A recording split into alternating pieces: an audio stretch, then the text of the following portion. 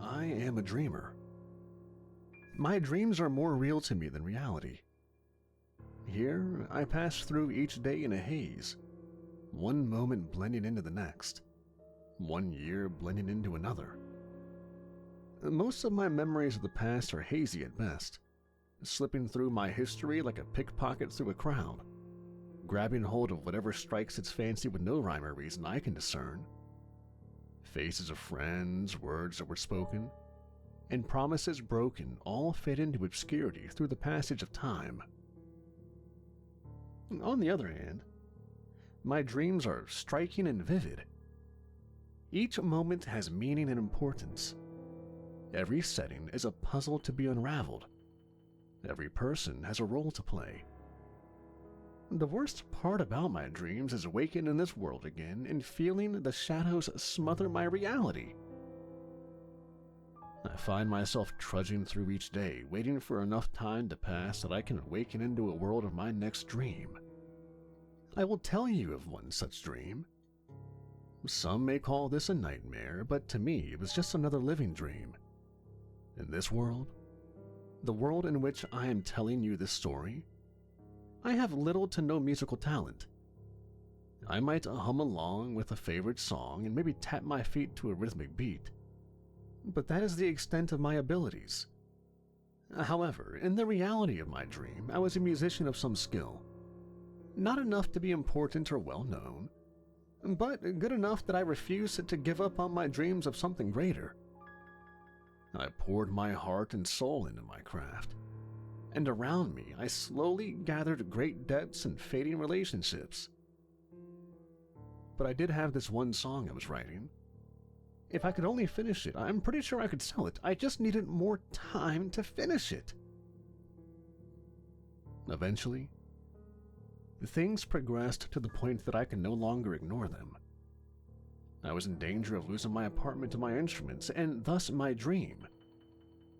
So that was why, after a particularly unsatisfying set at a low-paying gig, I actually noticed an advertisement on the grungy particle board next to my patron's bar. It simply said, "Wanted and piano tuner," and had a number to call. Needing the money, I called it. I still remember the voice that answered. It was annoyingly curt and oddly snivelly, like the person on the other end was talking through a stuffy nose. "Yes, what?" Not sure what to say, I paused a moment. Remembering the debt I owed to all the wrong people, I shook my head and spoke up. Yeah, I'm calling about an ad for a piano tuner." The voice on the other end suddenly grew warm, though no less snivelly than before. "Oh, yes, the ad. We've got a number of pianos that need tuning, and we'll pay for quality work. Think you're up to the job?" I was a bit taken aback by the sudden change in tone. I stuttered a moment as my eyes blinked while I gathered my thoughts. Well, yeah, I'm pretty familiar with tuning most instruments, pianos included, but I don't have a car, so distance may be an issue. Where's the job at?" The voice grew warmer, but it was the kind of warm that oozed insincerity and condescension. It made my skin crawl. "Oh, you've probably never heard of our village, but if you must know, it's a gated community called Fayance End. Travel is no problem, we'll send someone to pick you up.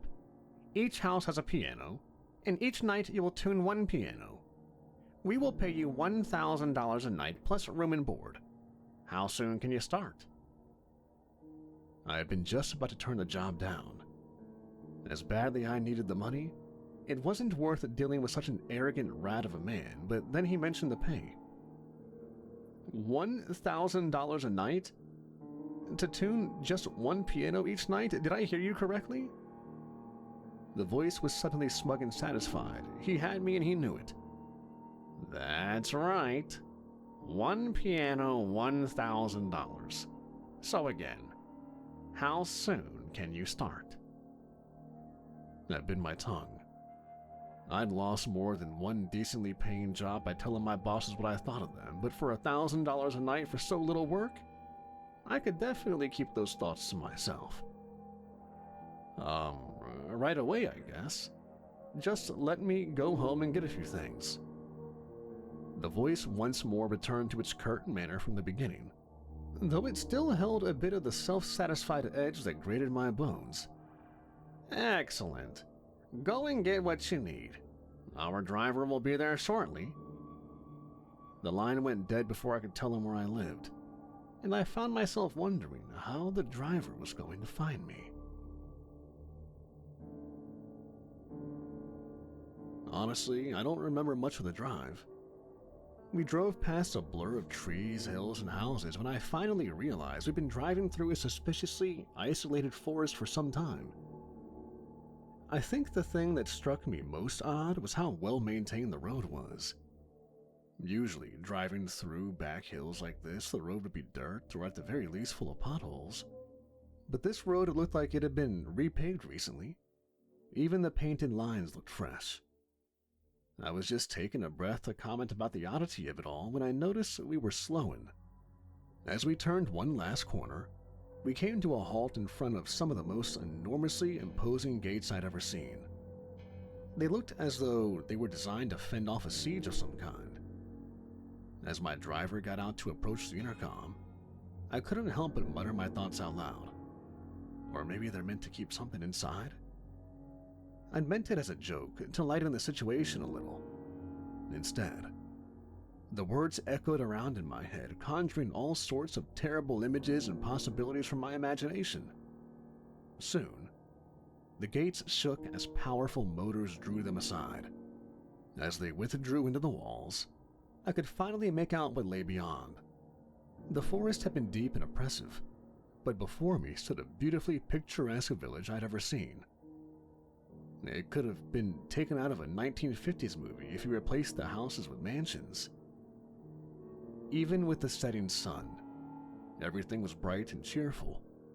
Lawns and gardens were immaculate, and I could even hear birds singing in the distance. I don't know what I'd been expecting, but this wasn't it. I looked over to my driver, but he just stood there impassively, as though waiting for something. That was when I heard footsteps approaching through the shadows cast by the setting sun. Whoever it was certainly coming from some distance away, but they always just stayed within the slowly expanding shadows. Finally, as the sun faded from view, I could make out a man approaching. The odd thing is that as I'm writing this, I can't remember his face.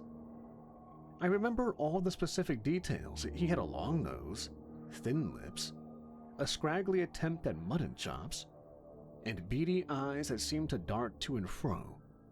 But in my mind, the pieces of the puzzle refused to come together.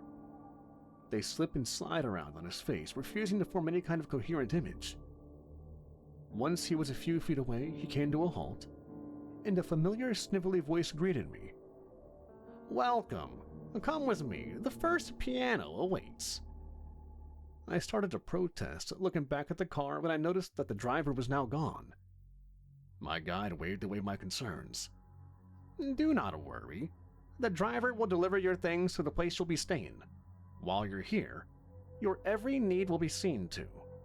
All you have to do is tune the pianos.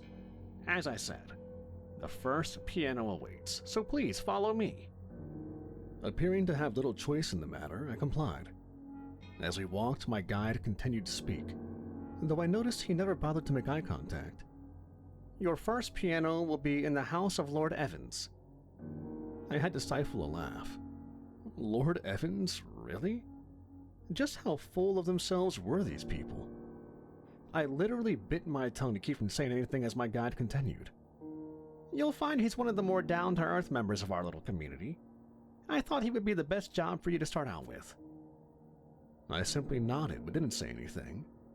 The only things I could think to say at the moment would probably cost me this job, and I couldn't afford that. Appearing to find my acknowledgement acceptable, my guide walked the rest of the way in silence. Not having anything productive to say, I did as well. He led me into the nearest of the mansions and through several halls decked out in the gaudiest gold trim, tacky statues, and even one gallery featuring honest-to-God suits of armor. If this Lord Evans was the most down-to-earth of the lot, I'm not sure I was ready to meet the rest. Eventually, we came to a halt in a surprisingly simplistically tasteful room. The centerpiece of it all was an elegant grand piano, the kind of which was obviously worth more than I could make in a year. I looked over at my guide, but he was already turning to leave. "Well, go ahead and get to it. I'm sure Lord Evans will be down to check on your progress shortly." With that, he was gone, and I was now alone in the oppressively silent room. Not knowing what else to do, I shrugged and decided to get to work. Sitting down at the piano, I decided to give the keys a quick brush to see how out of tune this piano was. Instead of the cacophony of oscillating tones like I expected, my ears were met with only clear, crisp notes. I blinked in confusion for a moment. Maybe this Evans actually knew a thing or two about pianos and kept it relatively in tune? I was probably only there to fine-tune it beyond what he was capable of.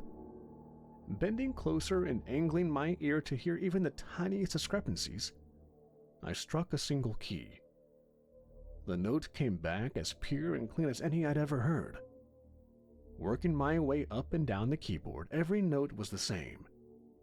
This piano was expertly tuned, and far better than I could manage. I was just sitting back and looking at the piano in confusion when I heard my guide's footsteps return. Without taking my eyes off the puzzle in front of me, I spoke. "There must be some mistake. This piano is already perfectly tuned." I nearly jumped out of my skin when the voice responded was rich with warmth and mirth, unlike the snivelly tone I'd been expecting. "Oh, excellent. I've been practicing my hand at piano tuning. I'm glad to hear my hard work has paid off." And turning around, I was met by a jolly, overweight man with a full head of hair and an even fuller beard. I'm reasonably sure he could have passed for anyone's generic grandfather, if he'd not been wearing a business suit that looked as though it had cost something upwards of 10 grand merely to stitch together. I stuttered a moment before finding my words. "Oh, you must be Lord Evans.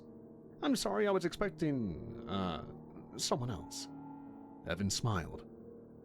"Oh, don't worry about it. All these empty halls can play tricks on the ear." Not sure what else to say, I started rubbing the back of my neck absent-mindedly. "Well, I'm sorry to say I won't be of much help to you here. This piano was already tuned as well as I could manage, if not better, I guess." I didn't want to say the next part. "I guess you don't have to pay me tonight." Evans smiled delightedly, even as he waved away my concerns. "Nonsense. You came all the way out here at our request. You must be paid. If it's a matter of pride, I can respect that.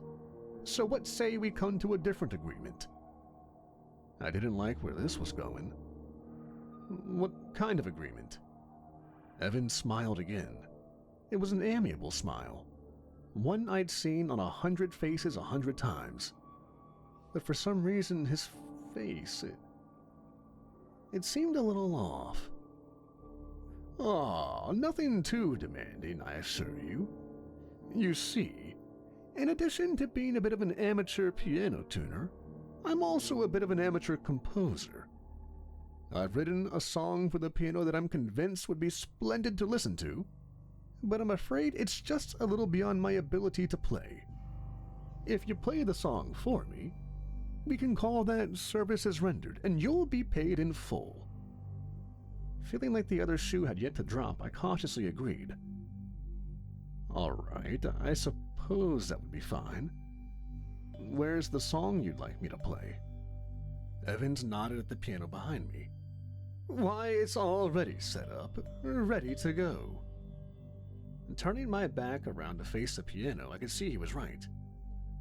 I didn't remember the sheet music being there before, but maybe I'd just been so focused on the tuning that it escaped my notice.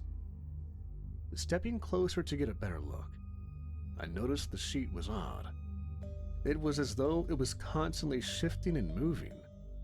Any note I focused on froze in place, but all the rest seemed to be in a constant flux.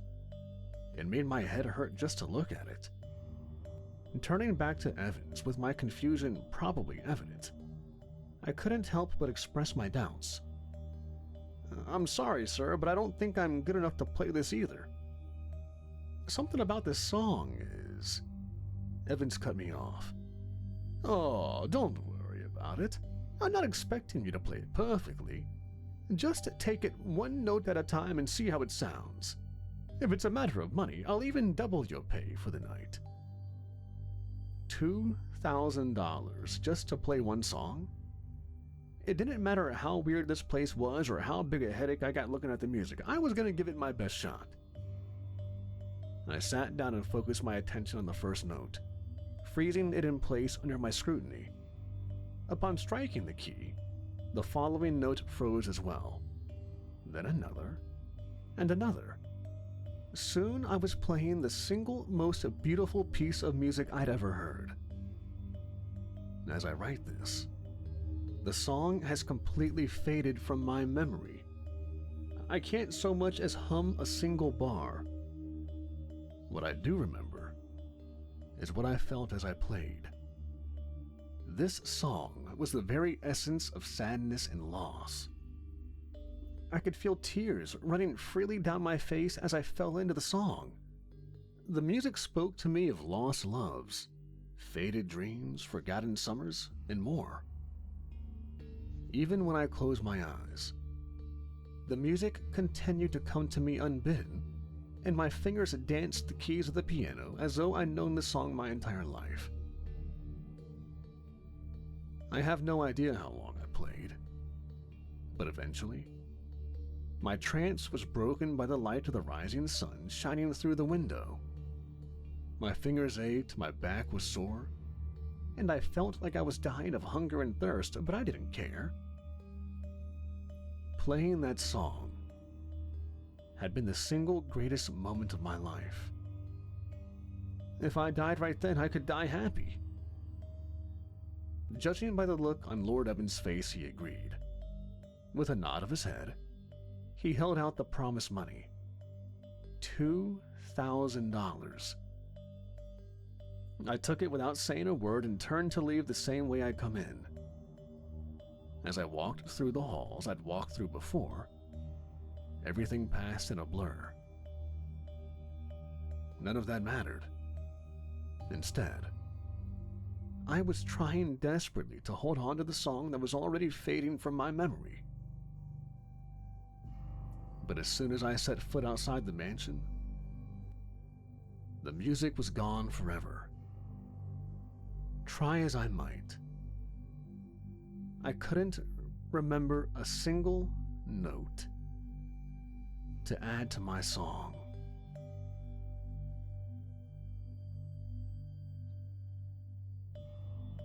The next night, I found myself following my guide once again. This time, he led me to a mansion with deep red curtains, beautifully carved masonry, and even a sizable, ornate fountain as a centerpiece out in front of the main entrance. It was so stereotypical of something I might expect a mansion to look like as a kid, I had to bite my tongue once again. After the silence of our walk, I jumped a bit when my guide's voice cut into my thoughts. "This is the home of Lady Scarlet. She's a bit more aggressive than your first client, but as long as you fulfill your role, she'll leave you be. Just be sure to mind your manners." Walking into the mansion, I could see the room was adorned in red, from the carpet to drapery. I thought that Lady Scarlet might be a little too on the nose, but remembering my guide's warning, I kept that thought to myself. I wasn't sure when my guide left my side, but it didn't seem to matter because there was the piano I was here to tune right in the middle of the room. It was a lithe but elegant piece, made from cherry wood with gold leaf highlights and polished to perfection. Sitting down, I couldn't help but grow suspicious. With a slight frown, I tested my suspicion by striking a key. As I'd expected, the sound that rang out was crystal clear. This piano was also tuned to perfection. This time, I was expecting the voice that purred out of the darkness behind me. She does have a lovely voice, doesn't she? Turning around, I saw a woman who could only be Lady Scarlet. She was dressed in a sleek, form-fitting gown, red of course, accented by red gloves and a red hat. It would have been far too much red on anyone but her, but somehow she pulled it off. As she approached me, I couldn't help but notice she moved with unearthly grace, undulating like a snake slipping across the floor. Even her eyes were those of a predator, and I was definitely the prey. She stopped short and shifted her attention from me to the piano. "So, why aren't you tending to her needs?" I suppose Lady Scarlet should have been attractive. Certainly, she fit all the criteria. But when her attention shifted back from the piano to me again, I couldn't help but wish she'd rest her gaze on anywhere else other than myself. It was starting to seem like everything about this place was off just by the slightest margins, and it was really starting to unsettle me, and more as time went on. Taking a deep breath, I decided to answer her, if only to break the uncomfortable silence that came with her stare. Well, it seems your piano has already been tuned. I'm afraid there's not much I can do here." Lady Scarlet's eyes flashed, and in them, I saw the promise of violence. "So you just came here to waste my time?" Remembering my guide's final warning, I tried again, this time with better manners. "I apologize, Lady Scarlet, but this piano is beyond my ability to tune. If I tried, I'm afraid I could only make it worse. Since I was unable to help you this evening, you don't need to worry about the fee." She laughed derisively. "Do I look like your fee is of any consequence to myself? My time is far more valuable than that of paltry money. In return for wasting my time, I demand a service out of you." I quickly realized where this was going. Turning around, I saw some sheet music waiting for me on the piano. Just like before, it hurt to look at, though this time, the hand that scrawled the notes was obviously more aggressive than before. The notes were sharply written, almost jagged in form. The pace was sharp and rapid. At a glance, it looked like the song could only be a bundle of incoherent noise, but then I struck the first chord.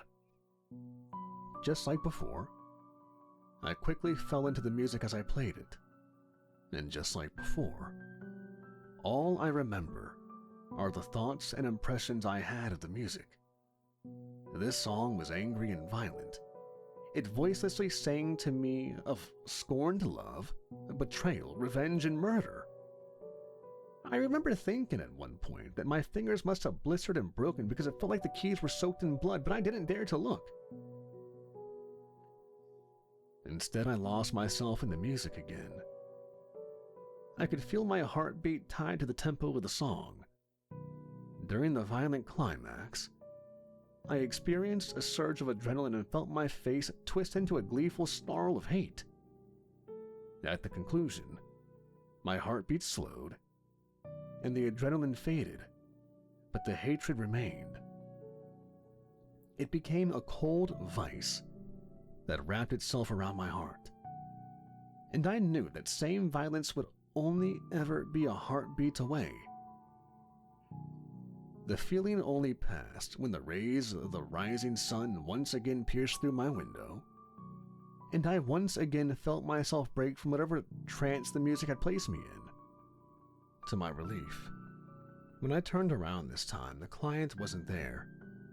Instead, there was an envelope with my pay inside.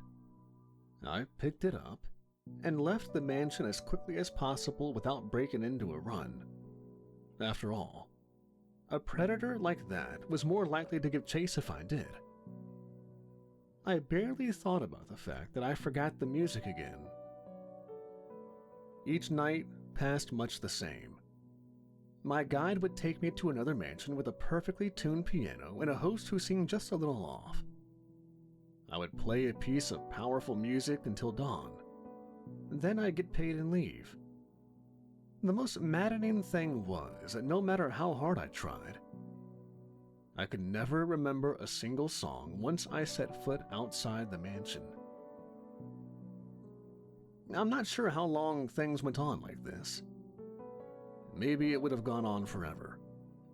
Certainly, there seemed to be no end of mansions in sight. Then one morning, everything changed. As I was leaving a mansion owned by a man who was friendly in all the wrong ways, a voice called out to me. This voice sounded almost like someone was vomiting out the words rather than speaking them. Turning to see who called out, I saw something I hadn't ever expected to see in this place. Standing before me was a homeless man, one who'd obviously gotten where he was through hard living and bad decisions. His teeth were rotten, his breath smelled of death, and the stains on his coat spoke of violence and worse. I shook my head. This place must be getting to me. I wasn't the type to look down on someone just because they'd had a run of bad luck. Hell, I'd almost gone down that road myself before I found this job. Given my current financial well-being, the least I could do was spare a bit of my time and money to help this man get a bit of food in his stomach, or even just forget about his problems for a while, if he spent the money in a different way. Reaching into my pocket, I pulled out some cash and held it out. I didn't look too close at how much I grabbed, but it was probably close to 100, give or take. The vagabond gave me a smile that sent shivers up and down my spine before batting my hand away. When he spoke, I was almost too distracted by holding my breath to pay attention to his words. I'm not asking you for help, kid. I'm offering you mine. Doesn't this job seem a little too good to be true? Doesn't something seem off about this place? I blinked a few times as I considered his words. He was right. Something definitely did seem off about this place and its people. Why have I never heard of a place this outlandish so near my home? Seeing the gears in my head start to turn, the man smiled, and I could clearly see his bleeding gums. Tell me, what have you actually done with all that money they've been giving you? When was the last time you actually went to the free room they offered you? When was the last time you remember sleeping? His words were absurd. Of course I had been back to my room to sleep. That's where I'd been headed when he interrupted me, after all. What else would I do during the day while I waited for my next job? That was when I noticed it wasn't day any longer. At some point the sun had set again and it was night once more. I blinked stupidly as I tried to understand what was happening when he spoke again. Well, maybe you've just been going from one job to the next without end. Constantly playing strange music and feeling like you're just a little more exhausted each time. I was exhausted, but I tried to tell myself that it was just because of how hard I'd been working. But that didn't explain why I couldn't remember ever going to my room. It didn't explain why everything in this place seemed to be so close to normal but so off-putting.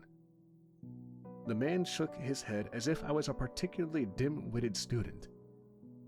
This village is old, far older than you realize, and the people in it are even older still. They each sold their souls to some various gods, demons, or devils in return for money, power, and longevity. But those gifts ain't free. You see, their patrons require payment for their services. That payment is made in souls. I laughed. It was meant to be dismissive laughter. This man had obviously gone insane and was spewing nonsense. But the laughter that left my mouth started out a little unsettled before slowly shifting to the laughter of a doomed man hiding behind his own delusions in the face of the nightmare his life was becoming. The drifter laughed with me. You're kidding now. You're nothing more than some stupid beast being led to the slaughter. The best part is, it no longer matters. You can't do anything to save yourself. From the moment you played the first note of that first song, your fate was sealed, and your soul is no longer your own. He waited a moment while I caught my breath, then shifted from idiotic laughter to stoic placidity in the blink of an eye. "But there still is one thing you can do." Just like that, he held my attention once again. "I thought you said I couldn't save myself." He grinned, but this wasn't the mad grin from before. It was still insane, but for the second time since arriving here, I felt like I was looking into the eyes of a predator. "You can't, but you can take him with you. As old and powerful as these people are, and as old and powerful as the gods they worship are, there are still things beyond the scope of their understanding. Things that existed before reality as we know had form. Things that cannot be named or understood. They offer no gifts, but a death so complete, even your soul won't escape. If you call them here, well, at least you'll know you won't die alone." As he spoke, his words tore at my soul. I knew everything he said was true. I can't explain it or even understand it, but at that moment, he and I existed at the same place at the same time, and I would feel the certainty and honesty of his words. Stepping back into myself, I shook my head. "How do I call them?" He smiled again, though this time his mouth was suddenly full of unnervingly sharp teeth. "How else? You play their song." He reached out and placed a crumpled ball of paper in my hands. It was so rumpled, stained, and torn that I was sure it must have been useless. But before I could say anything, the man was gone, and I could hear footsteps behind me. I pocketed the paper before turning around. There, moving at a rushed pace for the first time I could remember, was my guide. He seemed relieved to have found me. "There you are. I've been looking all over. You're late for your next job. Now hurry." I debated asking questions or just saying screw this and walking away, but before I could choose either, my guide grabbed me by the wrist and started walking away. His grip was so tight it felt like my arm was in danger of having its bones crushed. So rather than fight, I started following. I could hear his snivelly voice droning on about something as we walked. He was probably telling me about the next mansion and its host, but I couldn't focus enough to make any sense out of it. Instead, my mind was replaying all the things the vagabond had told me. Over the last week, things like long, spacious halls filled to the brim with priceless artifacts had stopped impressing me. It was the norm here, and I honestly couldn't care less what gold leaf trim this particular host chose for hall. One vase caught my eye, though. As I looked at it, I wondered if it had been genuinely priceless or if a price had been paid. How much of a soul did this vase cost? Or did souls vary in worth? Was the soul of a good man worth more than another? Or maybe it was their futures that determined their worth. Perhaps the future of a med student who would have gone on to cure cancer was savored like a fine wine. I shook my head. I was approaching the piano now. My guide had already left my side, and my host had yet to show their face. I didn't bother to check the piano. I already knew it was going to be in perfect tune. Instead, I reached into my pocket and pulled out the crumpled paper the mad vagabond handed me earlier. As I looked at the paper, I hesitated. Even folded in this manner, it seemed to ooze malevolence. Honestly, my hand felt filthy just by virtue of physical contact. This paper was wrong. The deepest, most primitive parts of my brain knew that this thing was blasphemy to all of creation. The thing in my hands couldn't exist, and if I so much as acknowledged it, I would already be giving it far more power than any sane man would. Slowly, I pulled at the corners of the thing, straightening it into something that vaguely resembled the outline of a sheet of music. I say outline because I couldn't focus on the actual paper. My eyes kept slipping from one side to the other, refusing to rest on what lay between the borders of the page. I placed the paper on the music desk. It was harder to do than I thought it would be. The piano seemed to shy away from the sheet as I pushed it forward. I could hear the wood of the piano creaking and groaning as it twisted and pulled away from the blasphemy I was forcing on it. I focused my eyes on the notes. At first, all I saw was void. Then, a twisted parody of my face came into focus. The face laughed, cried, and gnashed its teeth before fading from view, leaving the notes where my haunted, sunken eyes had been. The notes hurt to look at. Not like the notes from the previous music sheets, these hurt because they did not exist, nor did anything around them. The notes were holes in reality, glimpses into the chaos hidden by the lie of order. I felt myself crying, but after wiping my face, my hands came away bloody. I raised my hands, the weight of all reality pushed down, trying to prevent what was happening. The screams of everyone, past, present, and never to come, echoed through the hall, begging me to stop, asking if my soul demanded such a high price that all of reality must pay its debt. I hesitated. This was that point. The point of no return. If I went any further, I was condemning everything and everyone to a reality without time, sanity, or existence. In its place would burn an inferno of chaos and ever-living death. Did I really want to do this? Then the door opposite the piano slammed open. There, looking down at me, was the most ostentatious peacock of a man I'd ever witnessed. He glared at me with fury plain on his face. "Who are you? You're not fit to stain my mansion with your filth. You are a blight in my eyes that must be removed. Begone! My sacrifice is coming, and this room must be pristine for his performance." I couldn't help myself. I laughed. Well, it was more of a giggle, really. A high-pitched, jaggedly twitter of a sound that had no sanity or mirth behind it. I could feel my tears begin to fall again, staining the piano with my life. My host's face contorted with disgust. "What is wrong with you, man? This isn't some charity or hospital for you to defile with your presence."